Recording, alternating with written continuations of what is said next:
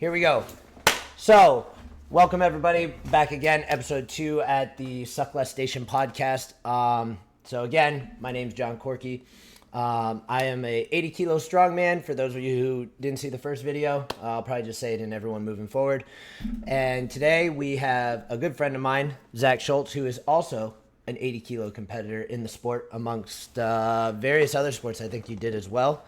But without further ado, we finally got him, got his technical issues squared away. So I'm going to let him take it from here and just go ahead and let him know who you are. Yeah. So kind of like John mentioned, 80 kilogram strongman competitor. I've done some 90 kilogram stuff recently, but gonna stay 80. Competed in powerlifting in a few different weight classes from I can't remember what the kilogram weight class is, but from 181 to 198 to 220. So I've done a few weight classes there. And yeah, as far as like an adult athletic career, that's kind of all I've done is strongman, powerlifting, no bodybuilding, anything like that. Played a lot of different, wrestling in high school and college, stuff like that. Played football, but as far as my adult athletic career, it's basically just been mainly strongman, and I kind of transitioned into strongman from powerlifting in like 2018. I did my first powerlifting meet in 2010. So I've been at it for a while. Yeah, right. And it's funny you mentioned bodybuilding because you pretty much walk around show ready. I think amongst the 80 kilos, it's either you or Nick Coffin that run or that are up there for the most aesthetic award. Oh, I definitely look better than Coffin. So, Just kidding. Just kidding. He's extremely lean and shredded. He's definitely leaner than I am right now. So he's done a little bit better job of keeping the aesthetic program alive in his I guess in the 80 kilogram class. But yeah, I mean there's some other guys that are pretty shredded too. I mean Dean McVie doesn't get enough credit. He's pretty it's true. shredded. He's very lean. Also Finley Mercer, those guys are incredibly shredded too. I think what kind of makes me and Nick look so I guess so different is we just have a more prominent like V taper X shape kind of look to us, Hmm. wide shoulders, small waist, big quads, definitely more of a traditional bodybuilding look. But the guys I just mentioned are incredibly lean and good looking as well. I have since lost my bodybuilding shape from all my beltless work. I now just have a big, thick core. Which is really what matters. Yeah, right. So, kind of like the basis of this whole kind of suck less podcast, realistically, is obviously every day we're striving to suck less at something, right? Like, you can improve every day as long as like you just suck less, for a lack of better terms. So, kind of just like the first question, kind of get the ball rolling. You know, if people aren't aware, you the last OSG you did prior to this past one was 2019, correct? That's correct. Yeah.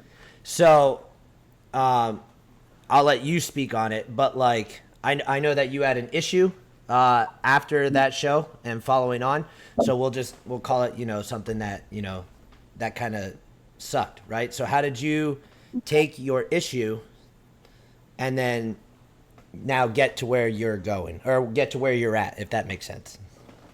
Yeah. Yeah. So my first OSG was 2019, and I did pretty well for myself in my first OSG. I got 12th. Mm-hmm. I was inexperienced. It was only my third strongman contest. OSG 2019 was, so I was really just raw strength at that point. Still not a very veteran competitor, and I had an issue with my knee leading into that contest. It was kind of like some tendonitis type thing, and it certainly got worse as I progressed through the prep, and then. Um, when we were doing the drag on the death medley, we had three implements. It was a sandbag, a Husafel, and a keg, and we had to load them all except the sandbag Mm-hmm. into the sled and drag it backwards, and that's a ton of shearing stress that goes through the patellar tendon, and that's where I was having most of my issues. So I ended up having to row the sled back. You go and if you watch those videos, like, instead of dragging it, I was doing upright rows with it. Um, And it was a kind of a asterisk on that. Had I not had that issue, I think I would have placed a lot better. But either way, after that show, I knew I needed to kind of figure out what I was going to do as far as taking care of that issue because it certainly hurt me in my placing, and it continued to be a problem. Little did I know it was going to cause me problems for a long time after that. And it got to the point where, I had tons of imaging done on it, different types of modalities, injections, and peptides, all that good You stuff, and threw the everything book kind at of it. helped. I threw everything I could from based on what I understood and things I knew that would help, and also what I could afford. Mhm. So I threw everything I could at it. Everything helped in its own way, but nothing really resolved the issue. Mhm. And then along that way, I had the knee issue that was actually pretty serious. I got some massive atrophy in my right leg, and there's actually, I don't know if I've ever shown you pictures of it, but my VMO looked like it was torn in half. It had this, Yes. like, your VMO is like that teardrop muscle, but mine was split in half, Hmm. and it wasn't from a tear, but it was from just down regulation of just like neurological drive. Like that muscle was just completely turned off and not working, Hmm. and it started to like atrophy in a weird way where it was almost literally like shriveling up and looked like it was torn, and so that cascaded into some other issues. But I found a way around it for the most part, but I still have to find ways around it because I still can't squat heavy or anything like that. So I've had to tailor my training. I can't squat at all, I should say. I can't really do any meaningful back squats or front squats for that matter. I was gonna say So, your front holding good mornings would say otherwise. right. Well, if you want to call that a squat, that is a squat I can do. But that's about the extent of my squatting power is that Zercher good morning from the rack. And that's about it. And even sometimes that does not lend itself to me very well. Mm. Sometimes, if I'm not careful, that can cause some like pain and inflammation for a couple weeks. So I don't do that one all the time. Um, so in the midst of that, I also tore my bicep. I had some back issues and some shoulder issues, and it was just a lot of shit compounding on top of each other. Hmm. And yeah, it kept me out of the game for a while. And then there was that one OSG where it was during COVID that we just canceled, Hmm. right? So we just didn't have OSG. Um, and yeah, there was a couple times. There's I think the not this OSG that I just did, but the one before that I actually qualified for it. Um, and I didn't go because I was hurt. Yeah. So Well, at least you um, didn't try and dredge through it like most people would do. believe me, I tried that in the beginning and it didn't work. Take note, people. Um, Fix yeah, yourself. yeah, and I did try. I kind of got to the point where I was like, and it's kind of where I'm at now too. I kind of had to make the decision, like, am I just gonna keep trying to fix something that? And by the way, I kind of skipped over this, but nobody could find anything wrong with my knee, which was the weird part. Oh, You that's the know, worst, isn't it? Like people are just at a yeah, loss, and it's like there's something not working here, but there's just no correct, answer. yeah. No answers. So MRIs looked perfect. Nothing was torn. Nothing like that. I had MRIs. I did ultrasound. Of course, X-rays, all that stuff. I couldn't find anything wrong with it. And so I think I figured out what the problem was. Is I have excessive external rotation in my hips, Mm. and Ah, and damn that hips. right, excessive external rotation, which means I kind of lost access to that internal rotation. So I was stuck in that externally rotated position, which then kind of cascaded down into my tibias Hmm. also being stuck in that as well. And so essentially it's just like a lot of force pulling on my knees. Yep. Because my body was just like trying to rotate out every Hmm. time I did something.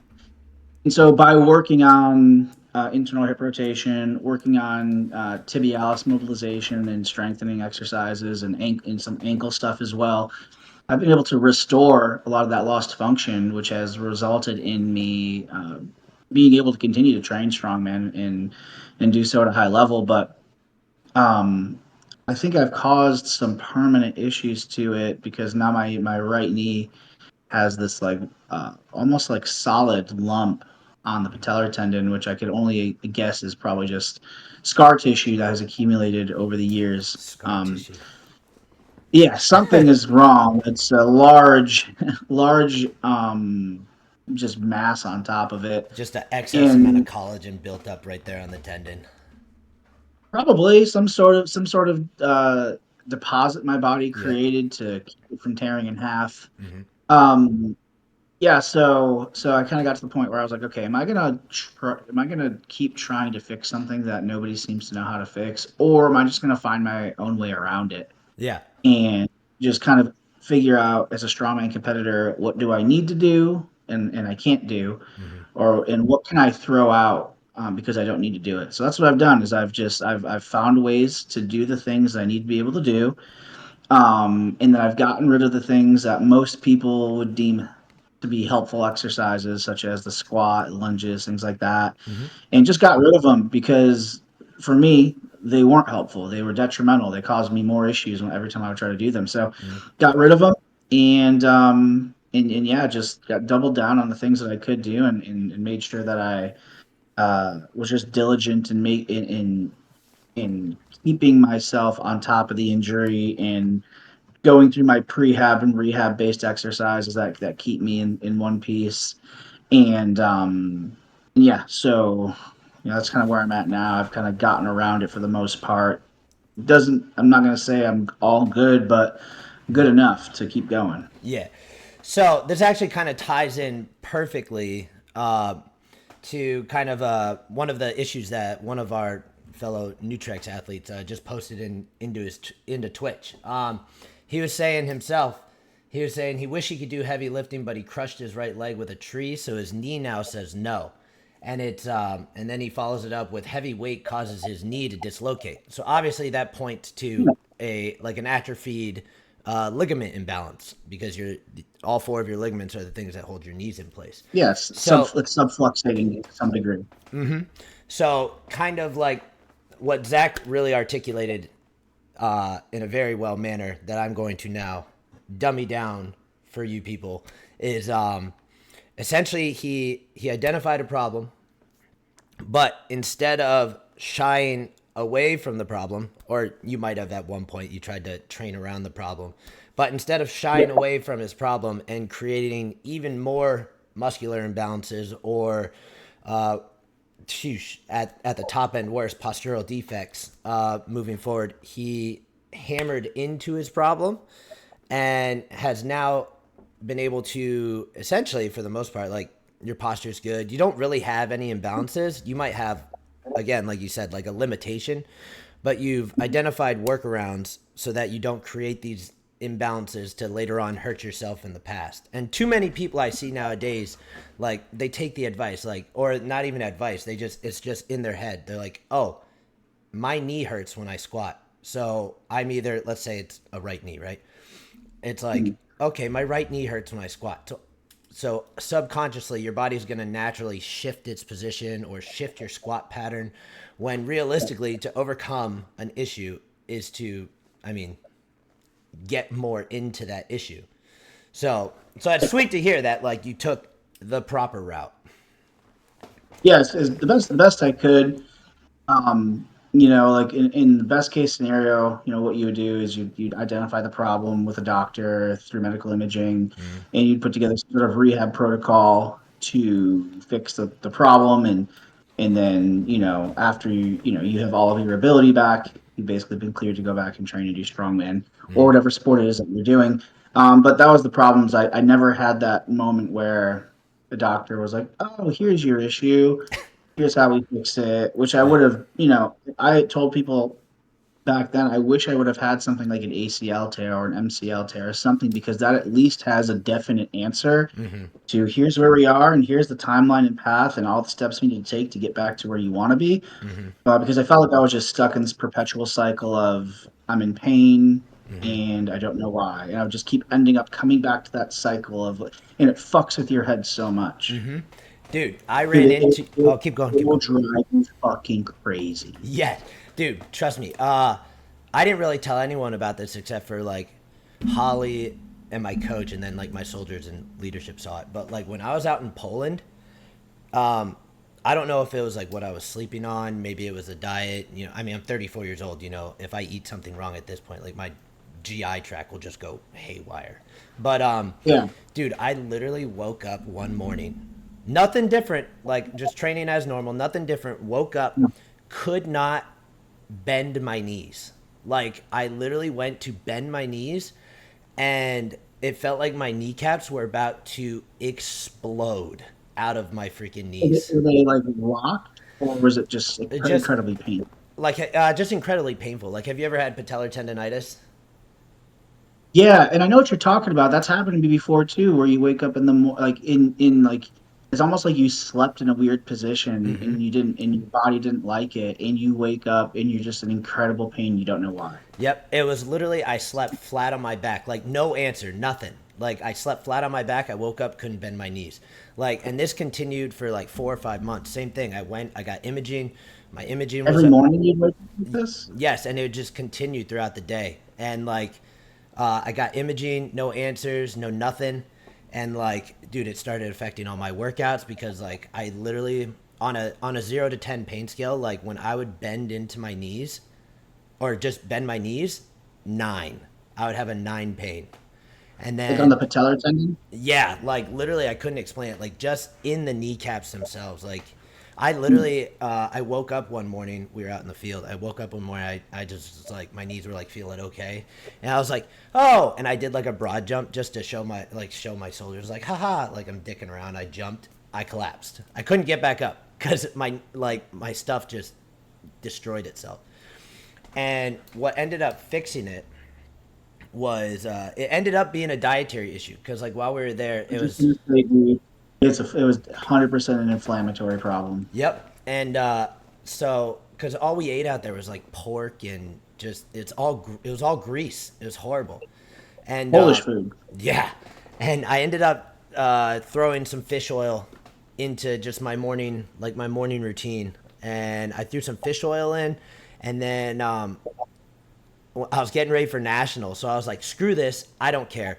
And I took my heavy keg that I loaded there, and I took it for an AMRAP, just throwing heavy weight into my knees. And after that session, I literally woke up the next day and I could function again. It was crazy because I couldn't even lay flat for like 10 minutes. I had to lay on my side because if I laid flat for 10 minutes and I tried to bend my knees, like I would have rather died than experience that pain ever again. So you think the fish oil is what really helped you?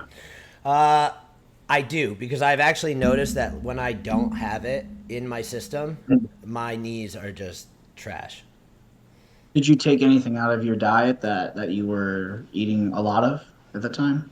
Well, believe it or not, I actually started dialing back into my nutrition, and luckily we had a store on post, so I could. I went and I bought a ton of tuna. Like every meal, I would try and cut back on like the fatty foods, replace it with like my tuna. I don't ever want to touch tuna ever again. And if you've ever had fresh ground salmon, like raw Yeah, salmon's great. The packaged salmon, it's great, high in protein, but yeah.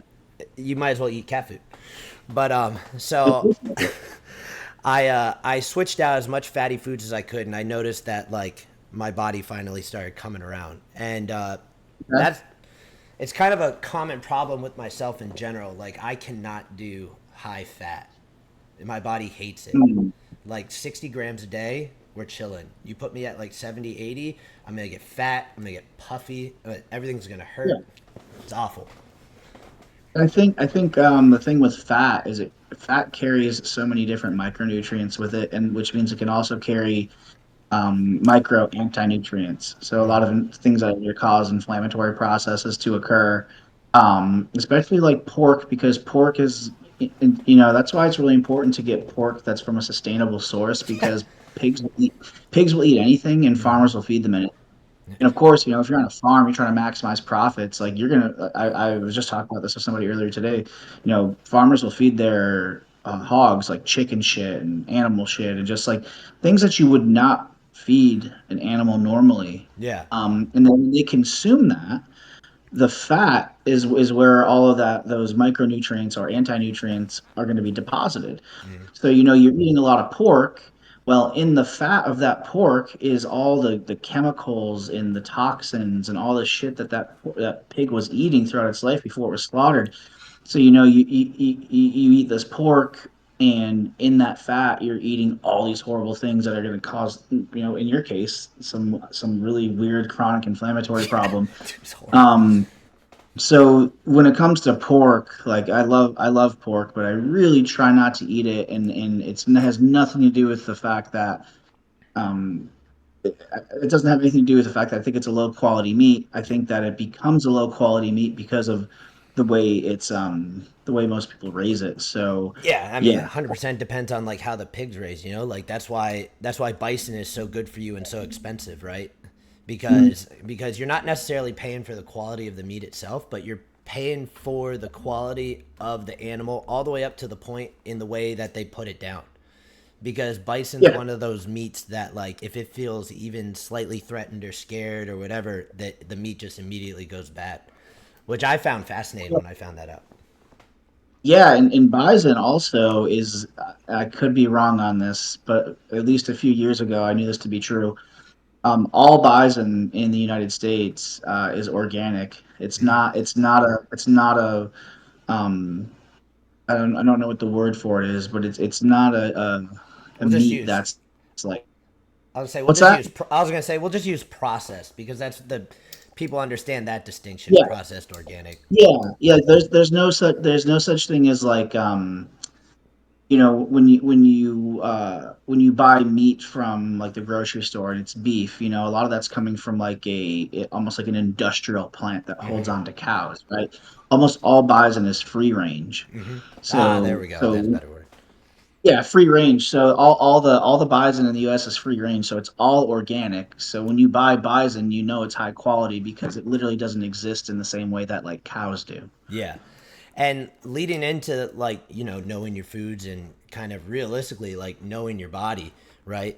This especially for I would say especially for weight class athletes, right? You gotta our refeeds. It Mhm.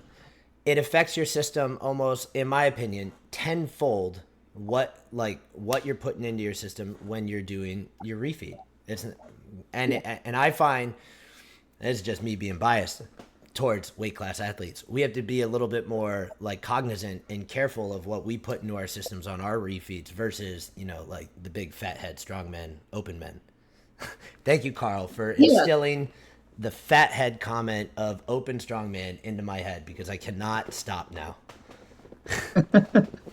Well, yeah, you're right. So first of all, like most, well, if you're an open competitor, you literally don't have to do a refeed because you're not refeeding anything. You're just eating. Mm-hmm. Um, and then yeah, your digestive system certainly goes through a lot of stress and duress. Not only your digestive system, but your entire system goes through a lot of stress in that weight cut process, and that's going to affect digestion and nutrients absorption and partitioning and things like that. So, yeah, you do have to be very cerebral in the way that you do that, and be very methodical and have a plan. Because if you don't, yeah, I've been seeing it so many times. People not being able to recoup after a weight cut because they didn't have the proper approach to it.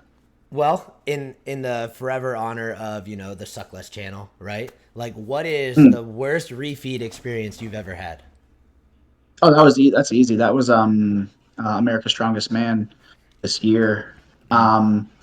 I've always in the last few years I've been having a hard time like with my refeeds. Like my stomach just seems to not be able to digest food very well. Mm-hmm. And it happened really bad at OSG this year. And then it happened at ASM this year, which is my next contest after that. Well, actually, my next contest after that was um, South Carolina's Strongest, I remember where that. That's where I qualified for ASM. Um, and I was okay at South Carolina's Strongest for the most part, but ASM, I had a horrible, horrible refeed. My stomach was just like completely wrecked when I was getting my food back in, Mm. and I ended up having to take 4 IVs in Good like a lord. 12-hour period. Yeah, and that fucked me up even worse. But I couldn't get my weight back up because every time I put something into my stomach, I just felt worse. So water, food, anything. I couldn't get my weight back up, and I took 4 IVs, and the IVs actually made it worse because now I was incredibly swollen, and I still didn't get my weight entirely back. So yeah, it that was my worst one for sure, and I think I have figured out what the actual problem was, and I am intolerant to gluten. Ah, you think I have you a have a gluten serious, deficiency now? not a Exacerbated by a deficiency. weight cut? No, I don't think it's an exacerbated by a weight cut. But if you think about it, like at a normal week to week period, I'm eating X amount of gluten, Right. which I've always had like a little bit of a bloating problem, but I never really realized it because it's always been a part of me. And then when you do your refeeds, if you're eating things like bagels and which I do often, a lot of Love bagels. wheat-based products. Yeah, easy carbohydrates, right? So you get a lot of wheat-based products. In a short period of time, I'm slamming a fuckload of gluten. Like the amount of gluten that I would eat in a week, I'm almost eating in a day.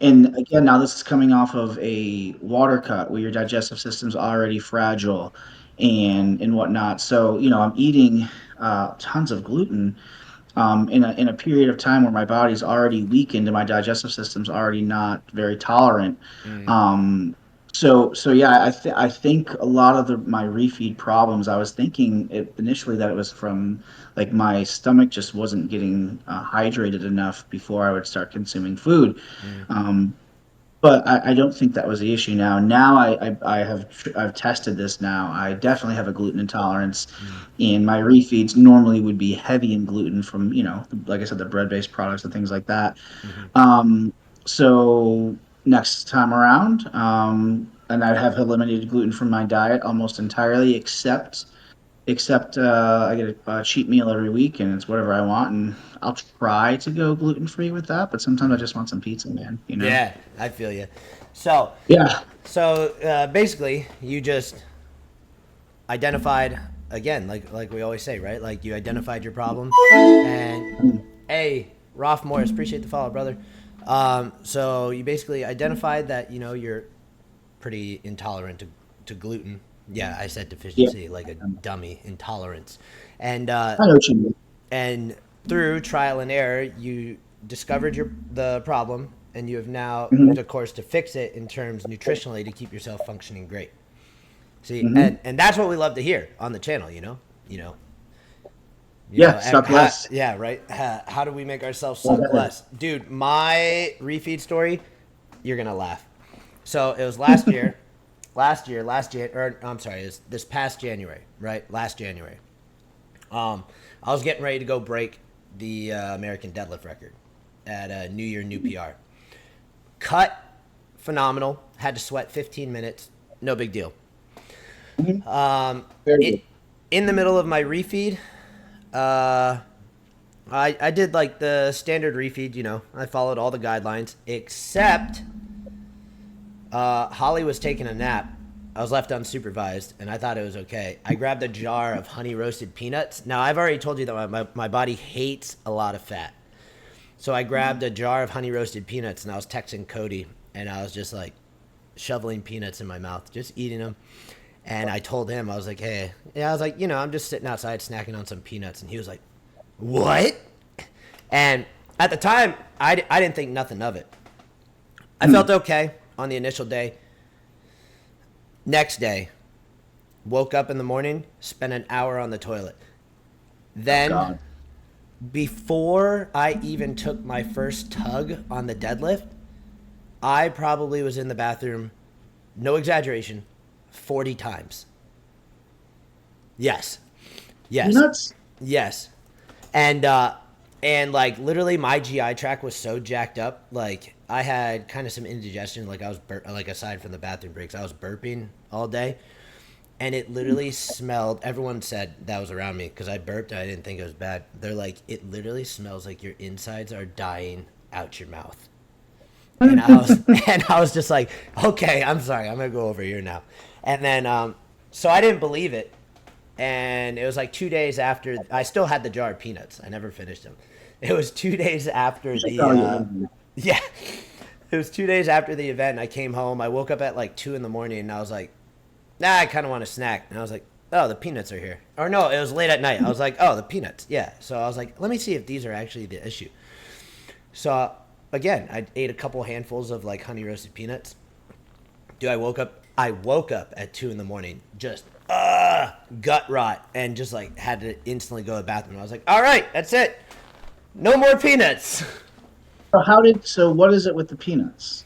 I mean, There's I get peanuts on a refeed, probably not good, but it seems like they affect you poorly in general. just the super high fat content. Like dude, I don't know what it is. Like I used to be fine with peanuts, tolerated peanuts fine, but dude, I come into my 30s and like it's just like absolute no go anymore. Like anything high fat is like an absolute no go, and I can tell because like and when I put a little extra fat into my foods, like havoc. Like even just switching from chicken to even 93.7 ground beef, like that little extra addition of fat just makes everything normal again, if that will. Because like chicken's too clean, so you don't lube up your insides enough for like regular bathroom breaks. But then I put that ground beef in, and we're back to being regular. So I'm like, okay, this is my happy window. If I go any more than this, I'm hurting. I gotcha. So the way we fixed Interesting. it, we threw the peanuts out, we threw the high fat out. Prepping for nationals, or sorry, doing my refeed for nationals. I even had a bigger cut. I had to sweat for pretty much like a day and a half. Obviously, because coming back from Poland, I was a lot heavy. I was like 193. I started sweating Thursday night, Wednesday night, because we weighed in Thursday, competed Friday, Saturday. Yes. I started sweating Wednesday night I started my sweating at 193, around there. And so it was a big cut down to 76, normal, whatever. Took 2 IV bags. And this time, like, I literally took the adage, if you don't eat it in your daily life, leading up to this point, do not touch it. So, like, Oh yeah, that's sure. and Holly, she does my refeed protocol. So this time I was like, okay, I've trusted Cody with the process, and I trust you with the process. I'm just going to 100% commit to this. And I did not like literally deviate. Like my breakfast was, had, what the heck did I have? I had like pancakes, hash browns, oatmeal, like high carbs, little fat because of eggs, because I wanted eggs. And then after that, it was just, I had ground bison and rice. That's it. And like I had a quick makeshift bowl of ramen just for some extra carbs at one point. And it was wild. Like I literally ate my second meal of the day. I felt full for like an hour and I was like, oh great, I'm not going to be able to eat anymore. Because you know that feeling when it's all sitting there. Oh yeah. And dude, like an hour went by. I was like, holy crap, I'm hungry again. So I just continued this So process. the digestion was good. Yeah, it was great. Everything was on point. Like I was like, okay, this makes sense. And I ended up, I think the night of going to bed, I think I was right around 90 kilos. And I was like 200 pounds the next day. Look, and felt great. And I was like, that's it. So, we Where did just you- cut out high fat. Oh, I took ninth. It was, Okay. dude, not taking anything away from those guys. Those guys, like, I full disclosure, I was expecting to go up into nationals. I was like, top 3. And then, like, after day 1, I was like 3 points behind top 5. I was like, okay, we need top 6 to go to the Arnold. And it was just this constant teeter-totter of, like, being ever so close. And I finished 9th, top 10, which is a huge improvement over my first nationals in 21 of 17th. And dude, everyone in that class were just absolute psychopaths. And I like came to terms with it. I was like, am I the pace setter for the strong guys here? Because like day 2, that's what it felt like. Like it was like, okay, I'll go out and set the number and the pace for all you guys to hit and make you work. But it was super fun, and can't really be mad about it. How many guys were in the class? What did we have? 24 people. Okay. Yeah. Dude, again, it was super fun. Everyone was just wildly strong. I was like blown away because some people I never even heard of. Other people, like I knew who was going to be there and I knew who they were. So I was like, okay. And then other people, I was just like, what Cabbage Patch did they pull you out of? Where'd you come from? You know what I mean? Isn't that funny? happens. Some guy that doesn't have Instagram or never heard of before shows up and fucks everybody up. Yeah, it was, dude, it was crazy. But hands down, the best nationals I've been in. They did the split times kind of, or yeah, like the split classes, kind of like they did OSG this year. But I think that all the big contests are going to start doing that. It makes the most sense. dude, it ran great. I mean, aside from the open guys, like because obviously you can put a plan on paper and it briefs well, but like until you get there between like the plate changes and the lane changes and blah blah blah, like Unforeseen circumstances, that yeah, all happens. like little additions of time over the course of like a day, they tend to stack up to bigger and bigger wait times. But I think Hmm. for all things considered, that was hands down the best they could have done, and I thought it ran absolutely great. And I hope most bigger competitions start doing this, except PSL. PSL don't do that. I like the fast pace 3 hour competition. It's great. Well, also that's only like one or two weight classes, right? Yeah, yeah. Yeah, so that's almost a completely different type of contest. But hopefully, that keeps going. One of the questions, so we'll just kind of roll right into this next question here. Um, Yes. one of the next questions I had gotten from one of my buddies, right? He's one of my buddies. Now he's a client of mine. And he asked, what are some good supplements to grow? And I was like, I got the perfect guy to comment on this subject. Well, are we talking supplements or drugs? Because that's different. Well, I mean, realistically, I'm a completely, blinds open kind of guy. Obviously, everyone Mm, knows that drugs are involved in this sport. So, we'll start with supplements and mm. we'll go I say, go over the basics whatever. And then like in terms of PEDs, like I never push PEDs on someone, but like I'm always a big advocate. Like, okay, if you want to do this, like here's the information on it, and like Yeah. what you should expect, and blah blah blah. So let's do it like that. We'll talk Well, subs first. the age of pretending like steroids are taboo is kind of gone. Yeah, I mean, thank God. you can get hormones from almost any doctor at this point, and if appropriately managed and prescribed, you can. I mean, they're really not, I'm not going to say they're not bad for you, but you can get away with using these things and not taking years off your life if you do it the appropriate way. Yeah, But before we get into that, apologize. Is there a way we can pause so I can pee really quick? yeah, absolutely. All right, I'm I'm gonna. sorry. No, I'm you're good. doing this really.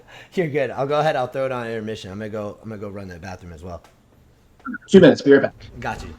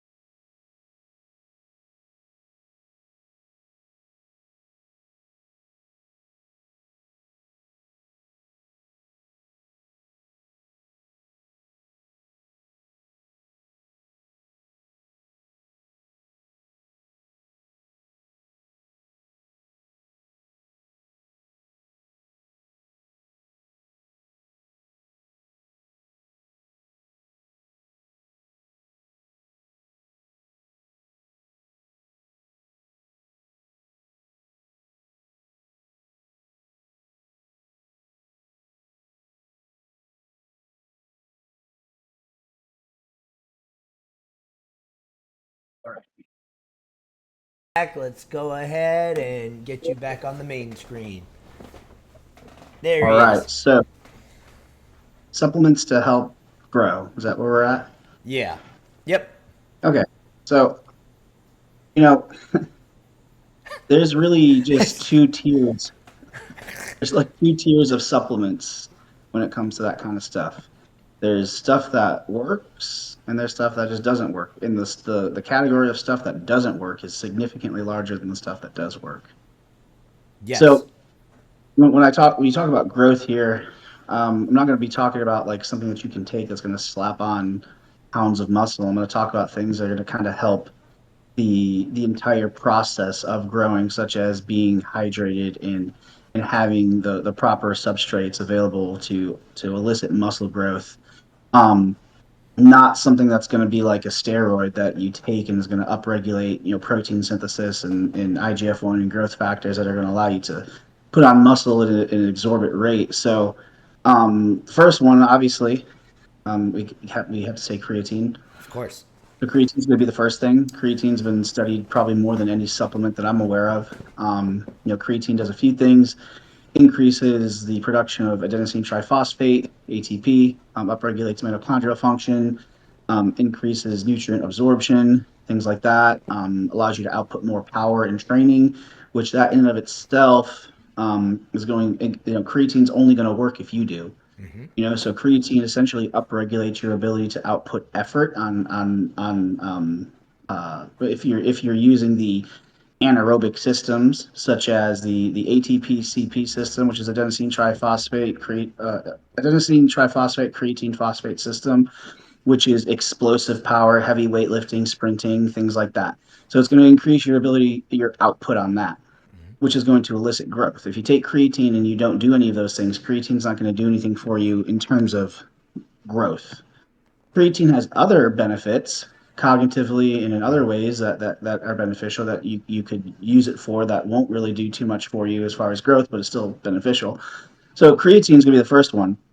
Now, With that, oh, I was gonna say real quick. Don't mean to interrupt you, but we're on the topic of creatine, so I just want to get like kind of your viewpoint with it. Now, obviously, again, right? Most of the time when it comes to supplements and taking supplements, there's more wrong ways than there are right ways, right? But with creatine and with its ability to promote explosiveness through cells and stuff like that, I have recently been dabbling in because it just kind of makes sense when you think about it. Taking creatine pre-workout so that you can get it into your system to fuel you through your workout versus like some people they'll just take it in the morning or they'll take it at yeah, night. But I think it comes down to your goals. But what are your thoughts on it? yeah. So your body stores creatine and Mm-hmm. uses it when it needs it. So the time that you take it, there are some benefits to timing, but in the grand scheme of things, taking it at any point in time of day is going to help you. However, if you take it around the time that you train, you're going to increase. If you take it in the presence of insulin, which is typically before you train with like a pre-workout meal or something Mm-hmm. like that, or intra-workout if you use carbs or post-workout, you're just going to increase the absorption rate Mm-hmm. and increase how much of that actually goes to the muscle because creatine goes to other places as well. So if you take it around the time that you train when insulin's present and glucose is present, the glucose is going to take the creatine and bring it to the muscle. So yeah, around the time you train is certainly better than taking it in the morning, but it's marginal. Yeah, right. Um, Ultimately, it comes down However, just have it in your system. have it in your system, but it is best to take with carbohydrates again because insulin is when you eat carbohydrates, your pancreas releases insulin, and then insulin brings all the carbohydrates and amino acids and things like that to the muscle. Mm-hmm. So that's the next thing I was going to say is carbohydrates, a carbohydrate powder, just a pure dextrose powder, something like that. Carbohydrates is what makes you put on weight. That's why everybody in America is so fat because they ate too many carbohydrates. Now, as an athlete, carbohydrates are your best friend because you need that for energy expenditure to be able to train and have the available energy. So taking creatine with carbohydrates is twofold. You're going to fuel the training session better. You're going to be able to put on weight more efficiently because of the increased carbohydrate just in your diet in general. And then along with that, some amino acids, because again, these things all play off of each other. Increased insulin, increased carbohydrates, increased creatine, increased amino acids. So all these things are kind of gonna kind of bond together and get into the muscle more efficiently. And that's again where you get into that benefit of taking it around the time that you train. A lot of people will take it during training, which is how I do it. Um, so my intra workout drink is, and then that's kind of leading to the other one, the other supplement for growth. I drink my creatine with coconut water, amino Oh, acids, and a ton of electrolytes. So mixing all of that together, those are what's going to help you elicit growth because having all those things present at the same time around the time that you train is going to assure that all of that gets into the muscle in that goes is going where you want it to go. So when you say growth, we're mainly talking about increasing the potential to output power, which will then elicit growth because you are training harder, the muscles are able to handle more load, and you're able to just push yourself further. So those are the things that I think are best for growth: creatine, carbohydrates, amino acids, and electrolytes. All of those things together really you're not necessarily promoting growth, but you're promoting growth potential through strength output. So you have to be doing things in order for these things to actually work. I, Now, if we were going to get silly with it and say, what are some good supplements for growth? Steak, it's in the name. steak, Oh, rice, right? Steak, rice, food. I mean, those are what's going to help you grow. You look at anybody that's huge. Somebody look at any of your idols, somebody that's massive, and you ask them like, what do they take supplement wise? There's not going to be a secret supplement that they're taking over the counter that makes them what they are. It's because they're eating. They're eating. They're just eating more than their body needs for survival and training hard, and that creates an environment where you're in a surplus, and that surplus is going to allow your body to grow because again you just have more than what you need because you're training, you're increasing uh, protein synthesis, the process of which the body builds muscle, all that stuff. So yeah, that's basically it.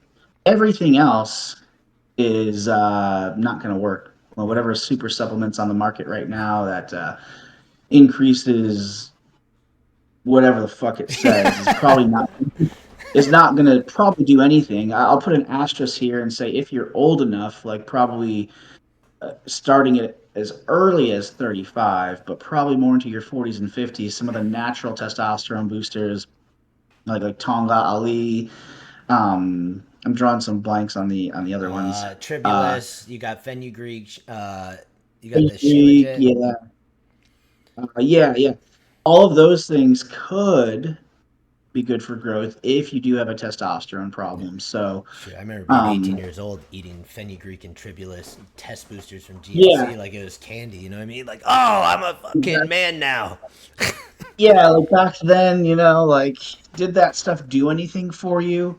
It may have helped in trivial ways, but nothing that you'd be able to really measure. So, And so every other supplement, I don't think really does anything. it it definitely I would say like if I was to play devil's advocate, I'd be like supplementation definitely doesn't hurt, but I'm the same as you, and I mean you're a coach, so and you're an in shape dude, so you get asked it all the time. Yeah, Oh, what supplements are you taking? Like, oh, how do you look like yeah, that? yeah. Because I train fucking hard, I Mhm. eat, and I get good sleep. Like, Oh, fuck, sorry, man, I forgot. Yeah, some sleep supplements. I totally forgot about that. I meant to talk about that. And when I went pee, I forgot. Anything that increases sleep quality is going to elicit growth because the sleep is so important and people don't give that enough credit. I'm sorry. So yeah, anything that's going to help you with sleep is definitely a great supplement for growth. oh, 100%. So basically, well, Dana and I kind of talked about it. He mentioned it. So it really comes down to the three pillars. Is your training good? Is your sleep good? And are you eating enough? Or realistically, are you eating quality? Because obviously there's been those influencers who are like, oh, look at me. I got shredded eating McDonald's. Like, cool. If you're following Yeah. macros, yeah, good job. But it's like, what's it called? Freaking, I love it all the time. Because people are like, oh, how do I grow? I'm like, you need to eat. And you need to eat a lot. And primarily carbs. And literally, one of my soldiers, again, he just got into powerlifting. Oh my gosh, I can't talk about him enough. He's got great genetics. He's stronger than I ever was at the age of 20. And I'm just like, oh my gosh. And he's like diving into nutrition, diving into like, dude, he's 100% like the picture perfect athlete that you want. Like, but at the start, he ate like a bird. And he was like, I don't know why I'm not putting on weight. And I was like, dude, if you don't have, I was like, first off, you don't finish your plate. I was like, that's bad. I was like, you maybe, I was like, start tracking your food and see what you actually eat. I bet you right there you only ate 200 calories. He's like, what? No way. So he actually did it. And now he tracks his food and he's like, holy crap. And he's almost more disciplined with his macros than me. But Yeah. I was like, dude, putting on weight is so much harder than losing weight. Because like when you're full and you don't want to eat anymore, but like you have to, like that's where it becomes really hard. But I was like, the only way Yeah. you're going to see any progress, and this is kind of just with anything, is through some uncomfortableness. Like you need to expand the quantity of food that your stomach's able to hold. And the only way you do that is by eating more. Now you don't need to engorge yourself, but like, if you take little increments, 500 calorie increase a week, like if you want to start small, and then and then next week add another 500. Eventually you're going to be able to put down more food. Now I swear to you, Yeah. he eats more than me, and the kid's jacked, and I'm like, what the heck? And so it's great, right? Like, and I think 100% more so than any supplement can do is really, is your sleep quality good? Is your nutrition good? Yep. And are you really creating a workload for your body to respond in a manner as putting on more tissue or saying, hey, we need to grow in order to handle all this stuff that's being taken to us? Because if you're not training hard, Training hard enough to create an adaptation. That's what it yep. is. So you want to suck a little less and you want to get a little bigger, train harder, eat more food, and don't sleep like shit. Layman's Yeah, yeah, terms. really. That's all it comes down to, man. And those are actually pretty basic, really simple things to manage. And most of those things don't really cost any money except for maybe the increased cost of groceries. Yo, when I started putting on weight to grow, at the top end of my reverse diet, I I was like, I'm spending so much money on groceries. I was like, this is crazy. Well, the nice thing about losing weight's significantly more expensive than gaining weight, and people would wonder why if you're eating less food. But the thing is the cheapest foods that you can get are carbohydrates. So but when you're losing weight, you need to really be increasing the amount of meat and protein that you're eating, and meat is significantly more expensive than carbs, so Yeah. you might be eating less, but you're eating more meat, you're eating more expensive, higher quality foods, and so those just come with more of a cost. So yeah, I mean, you could, a bag of rice, giant bag of rice is like $10 and it could last you a month, and that could be the increase of your grocery bill. Or like, other really dense foods like honey. Oh, I Honey, love if honey. you just get basic honey, I wouldn't recommend basic honey. I would try to get something that's organic and natural for the micronutrients and antioxidants and stuff. But if you're balling on a budget, honey is really cheap, and it's a lot of calories in honey. And it's it doesn't take a lot. I think it's like a tablespoon of honey is like 20 carbs, and you can eat a tablespoon of honey and not even flinch. So it's carbohydrates are pretty cheap, so it gets more expensive when you're on your way down. Yeah, when you're starting to buy the high quality food and mix it together. Yeah. Speaking of, I've been watching your meals. You're quite the little mad scientist with your food now, aren't you? Well, man, you gotta be able to enjoy what you're eating. See, So if I'm going to eat the same things over and over again, I've got to make it in a way that I'm actually going to look forward to that meal. See, and it's like crazy because like, so Holly's the same way. Uh, for all things considered, she doesn't really like in terms of food groups. It's all the same, but it always tastes different because she always prepares it differently or something like that. And obviously, I enjoy her Mhm. cooking, so it's great. But when it comes to me personally, I have no idea why. Maybe I'm just a crazy person, or my ADHD just has me with routine. I will literally just whip up a thing. Like right now, this week, I'm eating ground beef this week. Mhm. I will literally just Yeah. season up some ground beef, put my rice in a bowl, and I think at most adding wise to make it different will be I found the Taco Bell seasoning at Mhm. Walmart. So I Yeah. picked up all three bottles, and that might be the spice that I put in there, and that's or Mhm. like the change it up.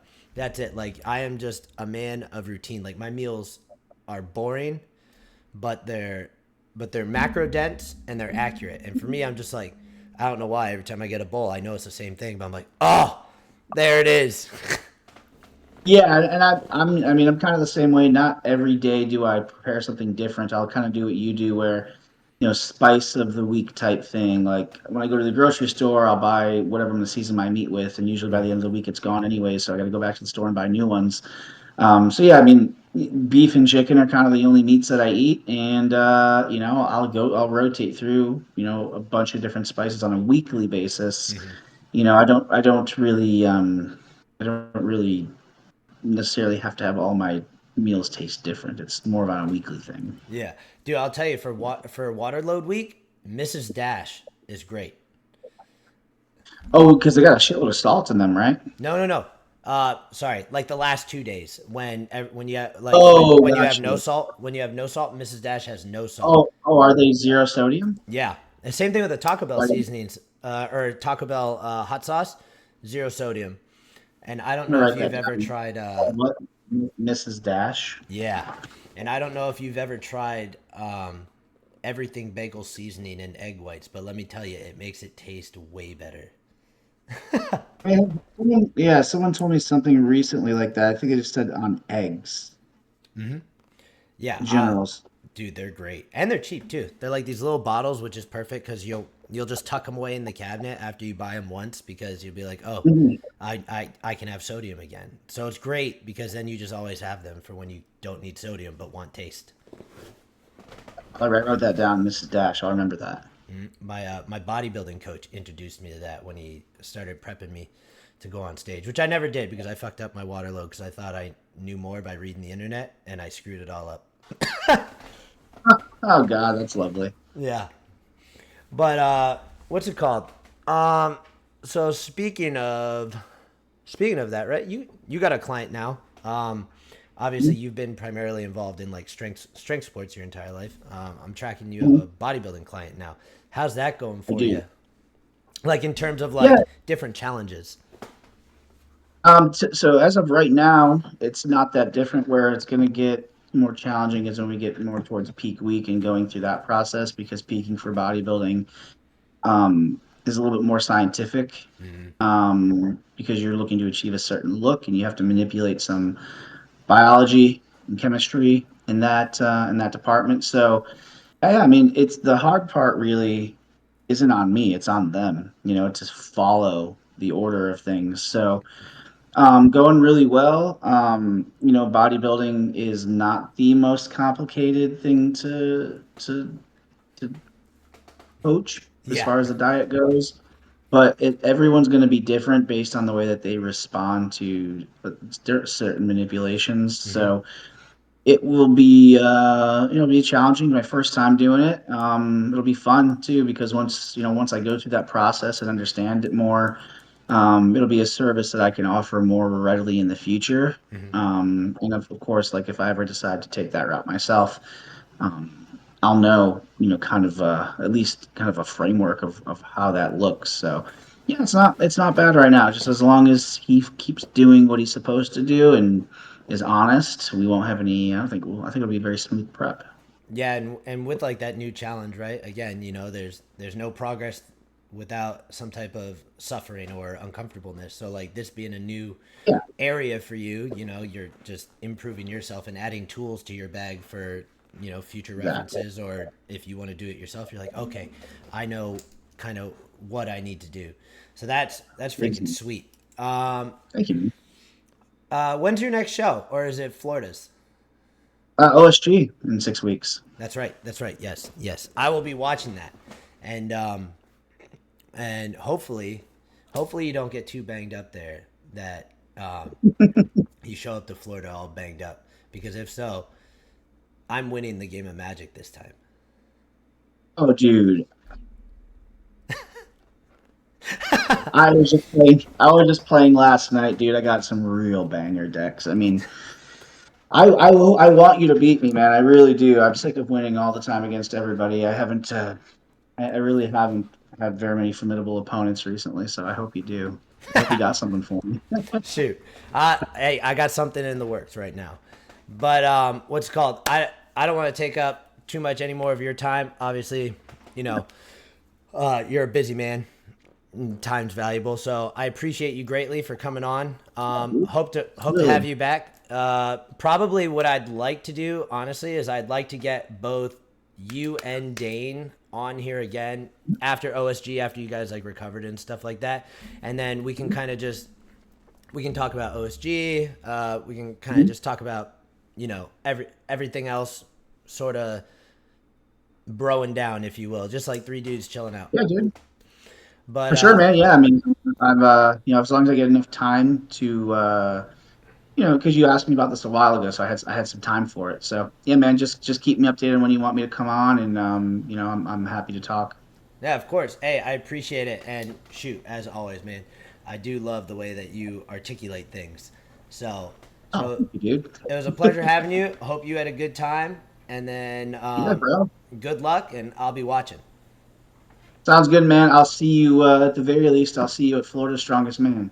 Yes, sir. All right. Take care, All right, brother. brother. I'll see you later.